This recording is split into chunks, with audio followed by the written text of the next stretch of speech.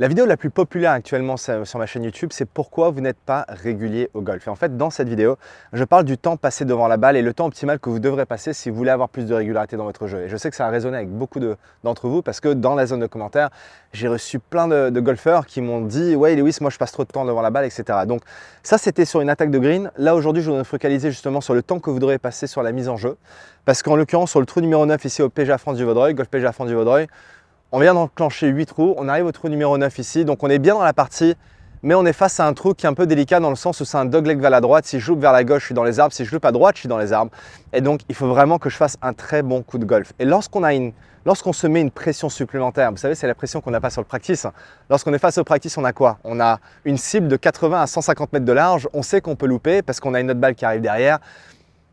Et quand on est face à un parcours, on est dans une situation de jeu qui est complètement différente que la situation en practice. Donc je sais qu'une autre problématique, c'est qu'on ne sait pas transférer ce qu'on a fait si bien en practice sur le parcours. Et ça, c'est parce que vous ne savez pas comment utiliser votre temps correctement devant la balle. Donc en l'occurrence, ce qui se passe quand vous êtes dans une situation, j'allais dire un peu stressante, quand vous arrivez sur une mise en jeu, vous savez que vous n'avez pas le droit à l'erreur. Qu'est-ce qui se passe? Vous arrivez devant la balle et vous commencez à remettre pas mal de choses en question. Est-ce que j'ai le bon club? Est-ce que le driver c'est le bon choix? Est-ce que peut-être je devrais partir sur un bois 3, un hybride? Ou est-ce qu'il y a du vent? Il y a du vent latéral gauche-droite aujourd'hui. Je commence à penser, est-ce que mon alignement, est-ce que je suis assez à gauche si je fais une balle à droite? Ou est-ce que je ne suis pas assez à droite si je mets une balle à gauche? Enfin, il commence à se passer plein de choses là-dedans. Et malheureusement, quand il se passe plein de choses là-dedans, c'est qu'on est moins présent là-dedans, dans le corps. Et c'est très important de comprendre qu'au golf, même si la balle reste statique, nous, on doit rester dynamique. On doit créer l'intention de ce qu'on veut faire et pas laisser la balle dicter le rythme. La balle, elle ne bouge pas. Donc si nous, on réagit par rapport à la balle, nous, on ne va pas bouger. C'est très fréquemment ce que je vois chez des golfeurs qui passent trop de temps devant la balle. Ils sont statiques ici à ne pas bouger. Et quand on ne bouge pas, deux choses se passent. La tension commence à augmenter. Donc on commence à avoir de la tension indésirable dans les mains, dans les avant-bras, dans les épaules, dans la mâchoire, partout dans le corps, on commence à avoir de la tension qu'on ne souhaite pas parce qu'elle ne va pas nous aider cette tension. Et la deuxième chose qui se passe quand on est trop statique et qu'on reste trop longtemps devant la balle, c'est que l'énergie passe du corps dans le cerveau.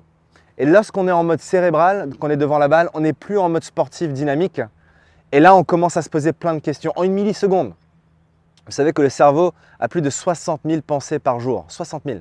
Donc lorsque vous êtes devant la balle et que vous passez le délai que vous devrez passer devant la balle, ce qui va se passer, c'est que là-dedans, ça va trop cogiter. Et c'est là où souvent beaucoup d'entre vous me disent « j'ai des pensées parasites, j'ai l'impression d'avoir plein de pensées techniques, je pense trop ». Ça, c'est parce que vous ne savez pas comment optimiser ce passage où vous êtes devant la balle. Donc tout simplement, le temps optimal qu'il faut passer devant la balle, ça varie d'un jour à l'autre. Mais moi, ce que j'aime bien dire comme consigne, c'est entre 7 et 10 secondes, 11-12 secondes acceptables. Mais entre 7 et 10 secondes, c'est vraiment idéal. Pourquoi? Parce que c'est cette période qui vous permet de rester en mode actif, dynamique, ce qui est déterminant quand vous souhaitez avoir plus de régularité dans votre jeu et d'éviter de rentrer trop là-dedans, qui n'est jamais une bonne chose et on le sait. Donc lorsque je suis devant la balle, là, c'est là où j'ai toute ma partie préparation, je sais ce que je veux faire, je suis sûr du club que je vais prendre et une fois que j'ai pris cette décision, je m'engage pleinement dans le coup.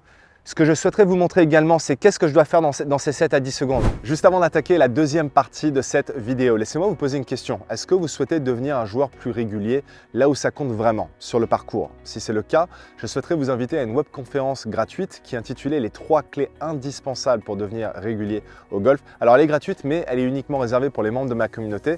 Vous pouvez y accéder tout simplement en cliquant sur le lien qui se trouve juste en dessous de cette vidéo. On va passer à peu près 1 heure ensemble, ça va être hyper convivial, très interactif. Et je vais vous expliquer en détail les 3 points qui vous permettront de trouver la régularité que vous souhaitez. Lorsque je suis devant la balle ici, moi ce que je préconise, c'est de rester actif, bouger les pieds, bouger le club. La deuxième chose que je souhaiterais, c'est créer une connexion avec la cible, d'arrêter d'avoir les yeux qui sont focus ici et de rester là bloqué. Pendant 15, 20, 25, 30 secondes des fois. Des fois, ça m'arrive sur le parcours d'enregistrer avec mon application là où je compte, je mets le chronomètre pour voir combien de temps le golfeur passe devant la balle. Ça arrivait jusqu'à 32 secondes une fois. 32 secondes comme ça. Évidemment qu'on ne va pas taper une bonne balle comme ça. Donc, moi, ce que j'aime bien, c'est devant la balle, 7 à 10 secondes en action. Regardez comment je suis en mouvement. Je bouge les pieds, je bouge la tête de club. Et surtout, ce que je fais, c'est que je regarde la cible le plus possible. Donc là, j'ai mon axe qui est l'arbre qui est devant moi ici au Golf PGA France du Vaudreuil. Je vais regarder ce point qui est mon objectif et je vais rester connecté sur ce point 80% du temps lorsque je suis devant la balle. Donc beaucoup de temps, beaucoup de fois, ce qui se passe, c'est que les golfeurs passent 80% de leur temps à être ici. Moi, ce que je veux, c'est que vous renversez complètement cette tendance et qu'on passe 80% du temps à regarder la cible. Donc là, je regarde la cible. J'arrive devant la balle, ça va durer 7 à 10 secondes. Je regarde la cible. Je pose le club pour vérifier que je suis bien positionné. Je regarde la cible. Je reviens sur la balle, je bouge les pieds, je regarde la cible. Je suis prêt à taper, je regarde la balle, j'enclenche. Donc j'ai passé la majorité de mon temps principalement à faire quoi? À regarder là où je veux envoyer ma balle. Et pas à passer la majorité de mon temps à regarder la balle ici, qui elle ne bouge pas. Vous inquiétez pas, la balle elle n'a pas bougé, vous n'avez pas besoin de la regarder. Okay, donc on va la faire pour de vrai maintenant. J'ai besoin d'effectuer un fade ici avec mon driver parce que si je vais tout droit, je vais dans les arbres. Mais je vais démarrer ma balle sur l'arbre que je vous ai indiqué. Je suis connecté à la cible, j'ai pris le bon choix, je sais que le driver c'est le club qu'il me faut. J'effectue mes coups d'essai, je reste connecté à la cible, toujours. J'avance dans la balle, je suis maintenant devant la balle, je vais accélérer le processus. Là, je suis en mode, je joue au golf. Je regarde la cible, je fais mes waggles, je bouge les pieds, je reste dynamique, je regarde la cible encore une fois, je regarde la balle, je regarde une dernière fois la cible et là, j'y vais.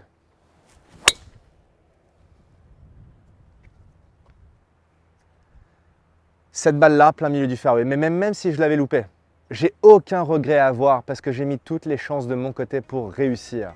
Je ne suis pas en train de vous dire qu'en faisant ça, vous allez garantir 100% de bons coups de golf. Mais ce que je peux vous garantir, c'est que vous allez mettre toutes les chances de votre côté pour réussir la prochaine fois que vous allez sur le parcours.